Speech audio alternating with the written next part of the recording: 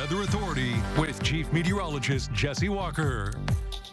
Hey everybody, today's travel took me out to the east side of Terre Haute, Lost Creek Elementary. Always love going out there. That's Kristen Brown's class. She always asked me to come out, usually right around spring break time, but I had 5 classes all together. Here's the first one. There's Kristen's class. Here comes the second class here. We're in the gymnasium, and we talked about weather forecasting. I showed them some weather instruments that I brought along. Here comes the third class. We did talk about the eclipse, and they're pretty well up on what is happening with the eclipse and what's going to go on April 8th. Here comes the next class here, and we also talked about storm safety, just because it's that time of the year when we start to see more of that. And here comes the last one here. So again, thanks to all of those fine students, the 3rd graders out at Lost Creek Elementary. Had a chance to talk with all 5 classes today out there at the school and had a great time doing so. One thing I told them was about some snow not that far from us. Savannah Brito used to be our meteorologist here in the morning. She went to our sister station in Rockford, Illinois. She sent me a couple pictures. They had up to 9 inches of snow. Can you believe that? In and around the Rockford, Illinois area. This is one picture here,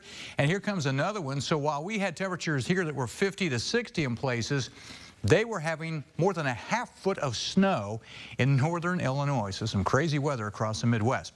Here's the review of my winter outlook. This one said March would still have some cold weather left around, and obviously we've seen some of that.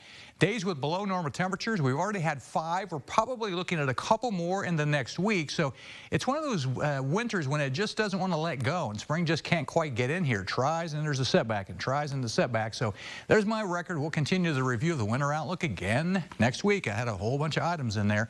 51 and 34, so slightly below normal today. The 34 is normal, but we only hit 51 here at the station. Some areas did hit the low 60s where there was some sunshine, but where the clouds held on, we didn't get close to that.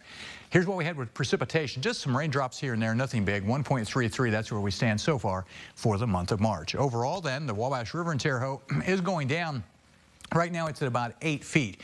So here's what we're tracking for you over the course of the next several days. First of all, the weekend actually is going to start out kind of cool tomorrow with a north breeze, but warmer on Sunday. Dry for the weekend, though, and then rain next week. Our next bigger system will be arriving late Monday and into Tuesday. At the airport in Terre Haute this evening, again, a little cool, but not terrible.